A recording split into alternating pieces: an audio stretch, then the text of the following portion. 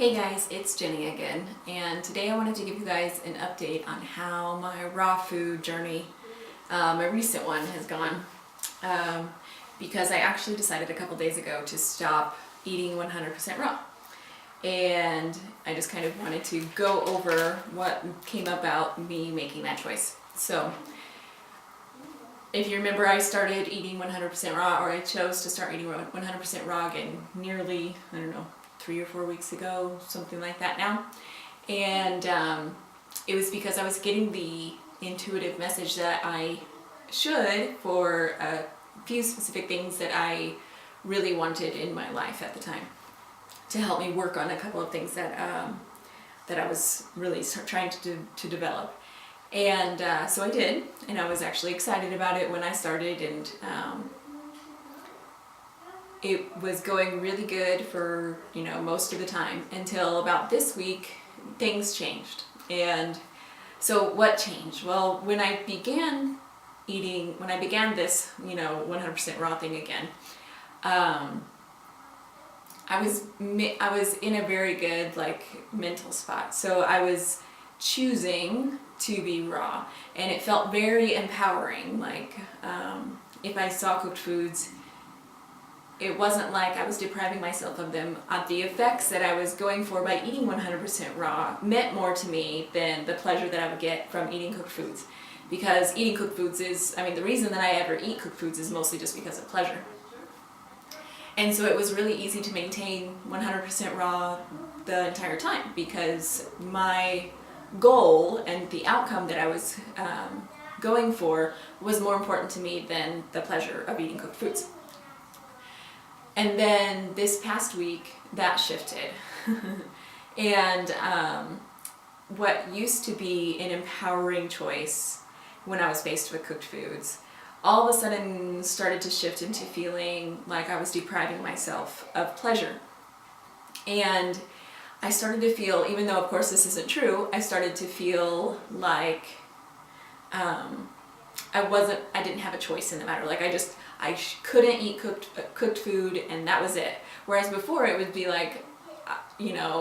sure, I could eat cooked food whenever I want, but I was choosing not to.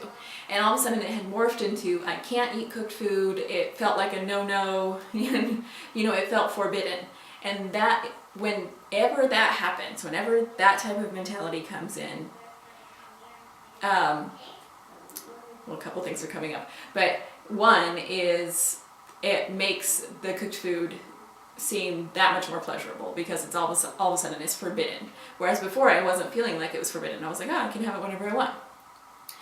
And two, it's kind of when that kind of thinking comes in, that signifies to me that something isn't quite, the thinking that has shifted, and I don't know why it did, but the thinking that has shifted wasn't healthy at that point. So I'm trying to think, why did it shift?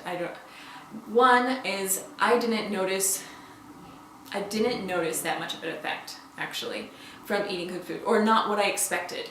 The effects that I expected didn't happen, but I did get some great effects. I did get a little increase in energy as well as happiness, and I knew that was going to come, but it wasn't pronounced as pronounced as what I was thinking it was going to be. And it did, however, I did feel like at that time, for the first maybe 2 weeks, it really helped me get extremely clear and focused, and things really fell into place really easily. But that benefit has also started to shift in the last week. So all in all, I just feel like for some reason this past week, it was just not the right thing anymore.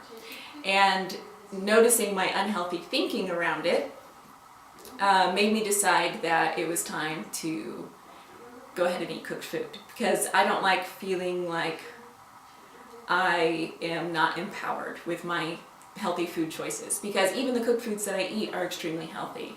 So I didn't want to be feeling guilty, or feeling guilty for feeling like I wanted to eat cooked food, you know, and I have a tendency to beat myself up about that whole issue, and I didn't want to start into that whole thing again. So instead of doing that, I just said, what's wrong with eating cooked food? Nothing. Nothing right now is wrong for me about eating some cooked healthy foods. So I just wanted to fill you guys in on what had happened and what is going on with that whole journey, because I know I had shared with you the beginning of that. And if you're just watching this video and you didn't watch any of the other ones, I just want you to know that I don't feel like you have to eat 100% raw to be healthy or to be happy or to have great energy or any of that. I feel like raw foods goes a long way towards giving you all of those, but it doesn't have to be 100%. I was simply eating and choosing to eat 100% at this point in time for some very specific reasons, and I am always continuously experimenting with my diet in little ways to see what will happen, what kind of changes will happen, and if I can cause certain effects when I want them to happen, because we're all in different situations, different places in our lives at different times of the year, and sometimes shifting your food choices can just help with certain goals at certain times, and it's fun to experiment with that and to see what you can actually get accomplished just by tweaking a few things here and there in your diet.